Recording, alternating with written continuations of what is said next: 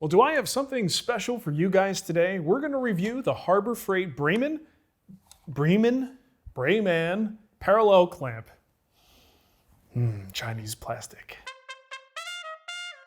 Now, I've been using jet parallel clamps almost exclusively for, I would say, maybe the last 15 years or so, and they're fantastic, but this is my frame of reference when I look at any other parallel clamp. So do I think it's really fair to compare a $34.99 clamp to one that's $79.99? Not necessarily, but that's my personal frame of reference, and it's all I got. And who knows, if this thing can actually stack up, then, I mean, it's less than half the price of the other one. Let's start out with a little overview and get some first impressions about this bad boy. I purchased 4 of these guys from my local Harbor Freight, and while I paid the full $34.99 price, I've got to imagine that you can get these things cheaper using coupons, sales, or one of their credit or incentive programs. The first thing I noticed about them was this little beauty right on the card face. Not the fact that they accidentally refer to a standoff as an end foot, but I'm talking about the lifetime guarantee. Now, it's actually not uncommon for reputable clamp companies to offer some form of a lifetime guarantee or limited lifetime warranty. The question always comes down to, what does that actually cover? So certainly workmanship, if it just fails on its own, I'm sure they would have no problem replacing it. But what if I drop this thing on the ground and it cracks or the handle breaks? Will they replace that? I may not have a way to test that, but if something happens to this over the course of testing, we are definitely going to test out that warranty. Overall, I have to say, this thing feels pretty sturdy. I mean, there's nothing cheap feeling about it. Its weight comes in at 6 pounds, 2.7 ounces, which I'd say is pretty comparable to any other parallel clamp out there. It's rated at 1,300 pounds of clamping force, and just for comparison, Besseys are rated at 1,700 pounds, and Jets are rated at only 1,000 pounds. Now, that's really interesting because I've been using Jets for so long, I never knew that they were actually rated at one of the lowest clamping forces, but it's never really affected my work. I mean, ultimately, if you have to use 1,000 pounds of clamping pressure on your project, you probably should spend a little more time on your joinery. Oh, snap. The bar is serrated, much like other notable brands, including Jet and Bessey. Brands like Jorgensen, Rockler, Irwin, and DeWalt have smooth bars. So which is better, smooth or serrated? Well, you might think that smooth is better because it would be easier to scrape off glue, and the head slides quite a bit easier on a smooth bar. But look at what happens to smooth bars after some use. The metal is soft enough that it actually gouges over time. So after a while, you'll essentially end up with a haphazardly serrated edge anyway that's very likely going to hold on to glue more and more over time. And while the Bremen edge looks very much like Bessey with those 3 facets, the Jet has a smoother finish and the grooves aren't quite as deep. I do wonder if the Bremen might actually end up being a little bit more problematic over time because of that serrated edge. We'll have to see. The clamp features a pop-in foot. Some brands have a foot that's actually movable, which can be quite handy for balancing a longer clamp on shorter glue-ups. That said, you can actually use the included standoffs for balance as well, and they do include 2 of these with each clamp. Most brands these days come with at least 1 standoff, if not 2, and these are nice for keeping your work off of the bar, hopefully resulting in less cleanup and fewer stains where the metal of the bar reacts with the wood and the glue. And just as a point of information, the Jet is one of the very few that does not include standoffs with the clamp. I mean, ultimately, this thing's been around for a while, and they have not modified, changed, improved, or done anything to the design in that time period. So I don't know, if it's not broke, I guess you don't fix it. To open the clamp, you need to lift up on the handle and drag it back. To close it, you push down on the handle and push forward. This is going to take some getting used to for me since the Jet features a nice smooth trigger lock. Now, to be fair, I'm pretty sure Jet is like the only company that actually has this kind of a trigger lock system, and boy, do you pay for the privilege, but it certainly is nice to have. The Bremen is a little bit more standard fare for this format of clamp. It can sometimes get a little bit sticky. Occasionally you got to do the jiggle wiggle to be able to pull that thing back where you want it to be. And depending on, if you have access to both your hands. I'm not sure what to do with my hands. At the time of clamping, you may have more or less trouble getting this thing engaged. But there's nothing unusual with this. This is just pretty standard design. Now, one thing you should always think about when buying a parallel clamp is whether or not your hands are going to be crushed by a free-falling head.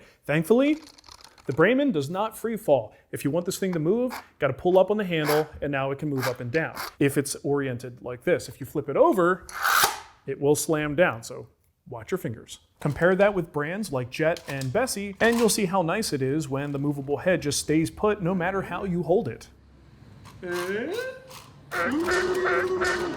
Now back maybe 10 plus years ago, there were really only 3 companies we had to worry about. You essentially had Jet, Bessey, and Jorgensen. So when I got the question, which one should I buy, it was always the Jet, because the Jet was the only one that wouldn't crush my hand. No matter where you position it, it's not going anywhere. Now fortunately, Bessey has since improved on their clamps, and they also do not crush your hand. Now this one, you can get it to slide a little bit, but it's not gonna crush my hand. It's slow, and it really doesn't move when oriented like this. Unfortunately, the Jorgensen has not improved at all since that time. I would not put my finger down there, but let's see what happens. That would hurt. Now, while there are still companies who produce hand crushers, thankfully most companies have at least made some effort to prevent that from happening. The movable heads on pretty much all parallel clamps are reversible, so this isn't unique to the Bremen, but it's a nice feature that some people don't know about. So if you just slide the head off, reverse its orientation, and shove that bad boy back on there, you can convert the clamp to a spreader, which can be handy for spreading things. You just shut up, spread your shit! Something to note here on the Bremen is that there's a spring inside there that can easily come out if the head is off the bar, so just be careful not to lose that. So now let's take a close look at the screw, because the screw can actually have a big impact on the clamping action. In fact, some clamps have a much smaller diameter screw that often takes up to 8 to 10 times the number of turns to engage.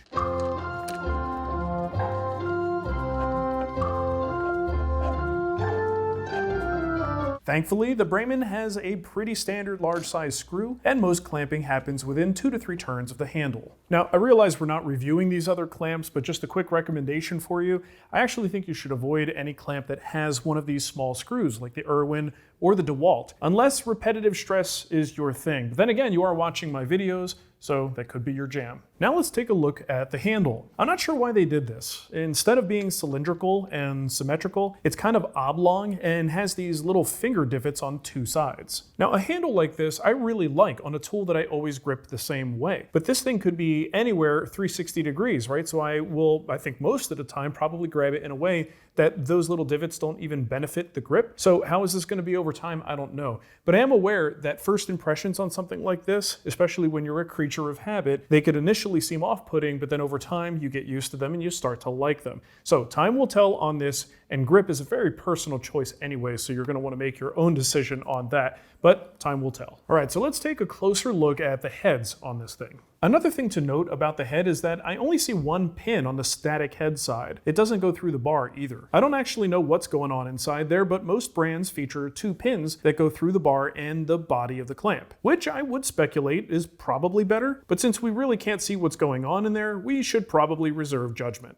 Another thing most parallel clamp companies do these days is include plastic sacrificial covers, and we have 3 of them here. These can be nice as they're a little bit softer than the primary clamp surface and should help prevent denting some of your projects. And if you get glue on them, you could easily scrape it off. You can also flex them and the glue should pop right off. Now on most brands, these covers just slide right off. On this one, I've got to use a screwdriver to get it off unless I'm doing something wrong. And when I take it off, I see that there's a little nub in there that kind of locks it into place. So I just kind of have to decide if that's a feature or a flaw. But at this point, I don't think I'm going to be taking these off very often. So now let's talk about head toe in. On parallel clamps, the heads usually toe in slightly to counteract the pressure that's going to be applied. And when that pressure is applied, they straighten out and they go parallel. The Bremens are indeed toed in, but the amount of toe in does differ between the 4 samples that I have on hand. Not by a great amount, but a little bit. But the truth is, that is pretty typical. Even the most expensive ones on the market, the jets that I have on hand, vary from clamp to clamp. Now I'm going to link to another video you may want to check out if you want to dig in a little bit deeper into why these clamps toe in and how all of that works. Well, sorry to interrupt your video, but I got to tell you guys something really important. You know that we have t-shirts like this one? They're pretty awesome, and they come in a wide variety of exotic colors like black and also black. So if you're interested, head to twwstore.com, pick up a new t-shirt. We appreciate the support as always, and let's get back to that video. So nothing that we've talked about here is a deal breaker. I've certainly been nitpicky, but it's my job. That's what I'm here to do. But none of that stuff makes me go, ooh, this is a terrible clamp. Bottom line is, this thing is $34.99, and I'm quite impressed with what they were able to accomplish for that cost. And I certainly can't pretend to know much about the manufacturing process on this, but parallel clamps are kind of complicated, and there's a lot of parts to them. I have to imagine there's only so many corners you can cut before this thing kind of just collapses under its own strength, which we certainly don't want. So $34.99 seems to be the lowest price on the market for something at this quality level. At this end of the price scale, we have the new Rockler clamps that are about $5 more, and then other brands go up from there until you get to the most expensive jets at $79.99 for the 24-inch size. So what I can see in the world of parallel clamps, this price, it's pretty fantastic. Now, unfortunately, a lot of clamp reviews at this point might just clamp up a couple panels and call it done, and then tell you what you should or shouldn't buy. I just don't think that that's a good service to you guys. We have to see how these perform in the real world. If this clamp is real cheap and it breaks every 2 weeks under normal usage,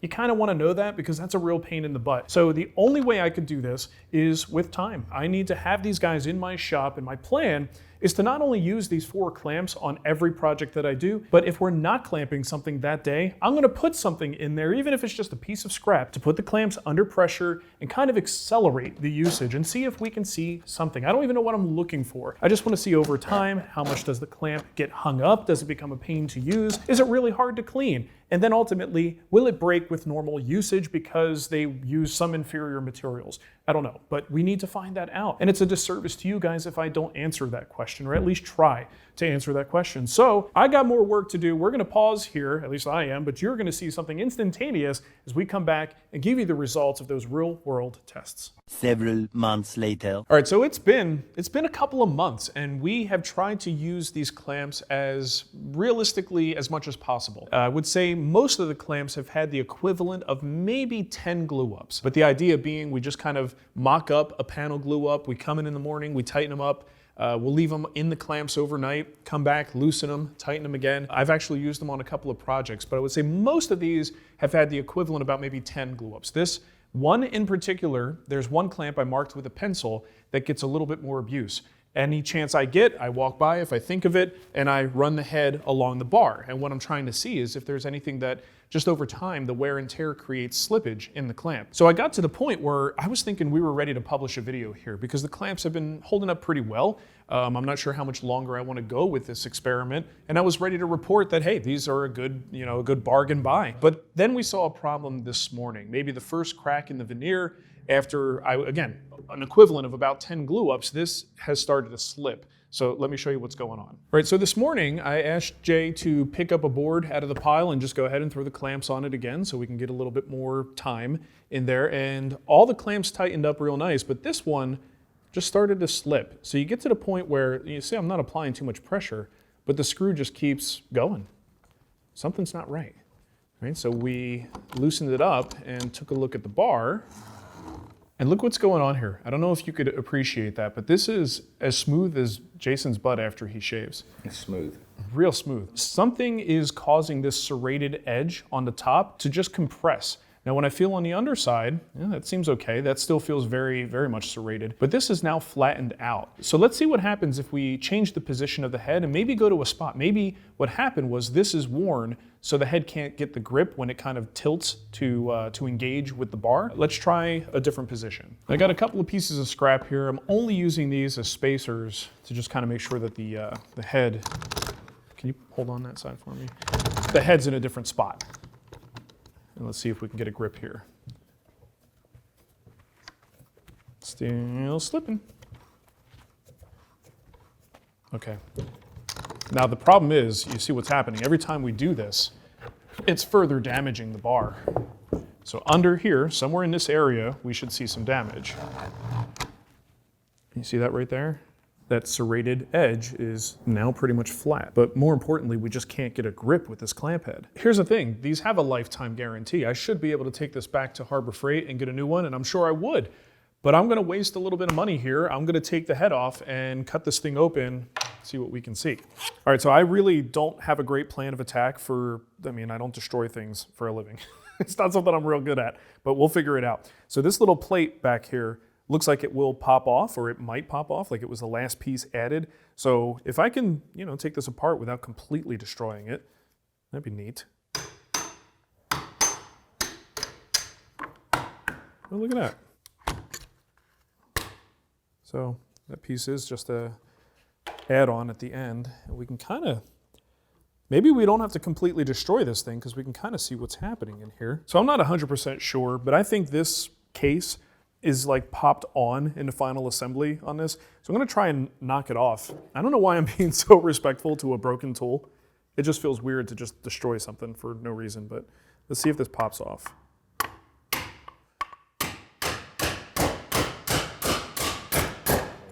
All right, look at this. Jeez, this part's just falling out everywhere. Okay, good though. This is what I was hoping for. Okay. Respectfully disassembled. All right, so before we take a close look at this, let's make sure we understand what's happening. When this piece engages, we've got the little serrated top, the serrated bottom. We push down on the handle and we start to tighten it down. So of course, when this thing twists in its position, you have a contact point right here and another contact point here. And obviously something's off. So let's take a look inside there. All right, so if you take a look right there, this is our lower contact point. That thing is shiny. That is nice and smooth. And I think for this clamp to function correctly, that probably should not be smooth. So let's see what the top looks like. And now here's our upper contact point. Also perfectly smooth. All right, I hate to do it, but we're gonna have to take another one apart. I need to get a good view on what a working version of that looks like. So let's hope we can get it back together. All right, now here's a functional clamp head and take a look at that. That serrated surface there is how this thing engages with the bar that is also serrated. They just kind of interlock. And this one is not smooth, which is why it's effective. Let's look at the top. And look at that, the top is also serrated. So between those two corners, right, that top serrated surface and the bottom, those two are where you're gonna get your grip and stops the thing from slipping. When those are ground smooth, game over. All right, now while this story is not about Bessey, I do believe Bessey uses a very similar system. And naturally, I mean, Bessey being the one that invented the parallel clamp, a lot of times when people are doing comparisons here, they're looking at the Harbor Freight version as a competitor, and it actually looks a lot like the K-body Bessey's. So let's take a closer look at this and see what they do differently. All right, now I've honestly never dissected a Bessey clamp before to see exactly how it works, but when I pull up on here, I see a little grub screw, just a little set screw. So the screw is this way, and the threads of the screw seem to be the thing that actually engages with the serrated bar. So I don't know for sure if that's a replaceable part, but it certainly looks like something that if it were to wear out, you probably could go to the hardware store and just get a replacement, or maybe Bessey would supply them to you. I don't know for sure, but that's interesting because that is a wearable part, but one that's replaceable. All right, so we've got mowers out there making all kinds of noise, but I need to talk about this before my brain moves on to something else. This is interesting. All right, so I don't know for sure, but I would guess that if the Bessey were to wear out with that little set screw in there, you could probably give it a quarter turn, expose fresh threads, and wind up getting a new grip. It'll perform like new. I don't know for sure because I haven't had Bessey in ages. I might shoot them an email and find out if that's like a standard repair that they recommend. Either way, we're talking about the Harbor Freight here today. So what are we gonna do? So I think what we should do is try to reassemble one of these. I wanna take one back to the store. We're gonna test that lifetime guarantee, see if we can get a replacement. And then we're just gonna continue to test the rest of these because one failure out of the 4, they're cheap clamps. Maybe this is just a 25% failure rate, and sometimes you're gonna have to go get a new one and it's worth it for the low price, right? I wanna see another failure. This could have just been bad manufacturing, I don't know. Clearly it's a very different system than other companies use, and maybe this is how they save the money, right? I have no idea.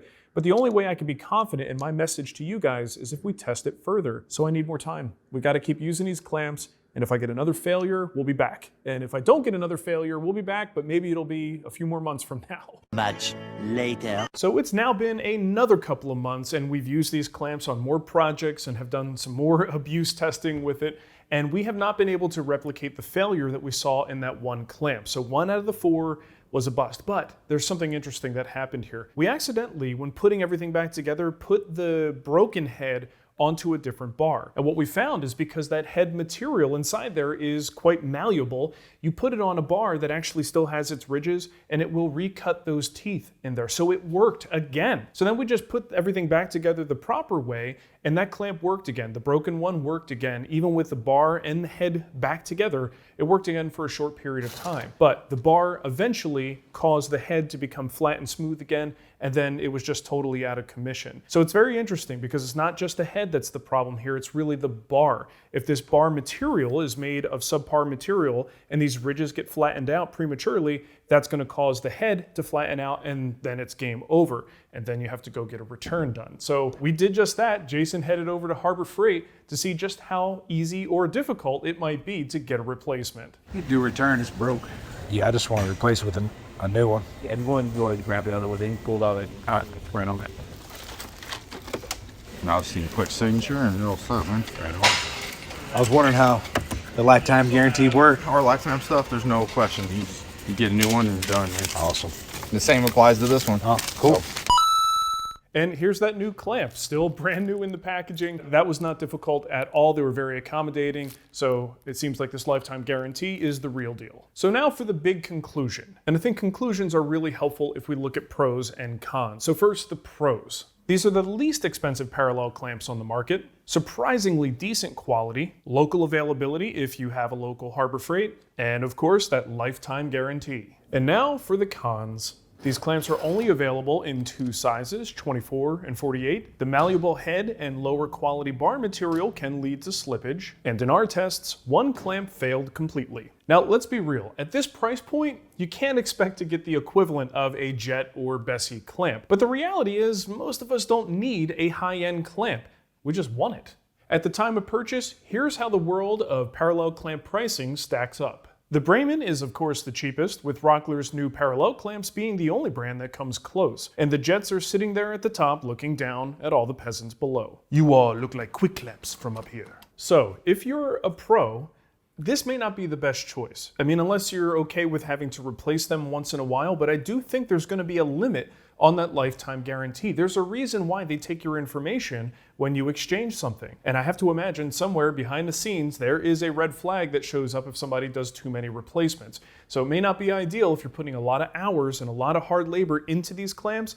These just may not be the right choice. On the flip side, I have to say I know a lot of pros, and a lot of times if you have employees, you don't necessarily want the best equipment. You want the stuff that's easy and cheap to replace. So I guess it depends on your perspective from the pro side of things. But from the hobbyist perspective, which probably represents the lion's share of the folks watching this video, this is a recommended buy. I mean, these clamps are perfectly functional. If you're not an extreme heavy user, you're probably not going to encounter the problems that I saw. Maybe eventually, but then you take that trip to Harbor Freight that you're probably gonna take anyway, and you can get yourself a replacement. So I gotta say, for the average hobbyist, I think these are a recommended buy. Now, if you make a buying decision based on what you've seen in this video, please understand that I only had a few months to do this and I only had a sample size of 4 clamps. But maybe that was enough, to give you the information that you need to make a good choice. Either way, I hope you enjoyed it. Thanks for watching, and we'll see you next time. So the Fremont king-size bed. This completes the series for the Wood Whisperers Guild on the Fremont bedroom suite. I've previously done videos on my Fremont Chester drawers and Fremont nightstand. This project is a little different than those. I built this as I normally do any project in my shop. In other words, I use things like the CNC and the multi-router, but you get to see how a project normally flows through my shop. For those of you who have CNC, this is a project you've been waiting for. If you are interested in CNC, you can see how it integrates into the workflow. I will be releasing the DXF file so you can build along or have someone cut out the parts for you. It's a little different too in the fact that there are no square ebony pegs. There are inlays, kind of takes the place of pegs. The little inlays telegraph off their given shapes. It was a very fun project for me to build. I hope it will be for you too. Hope to see you over at the Guild. We are Jesse's girl, Jorgen, Fernigurnder.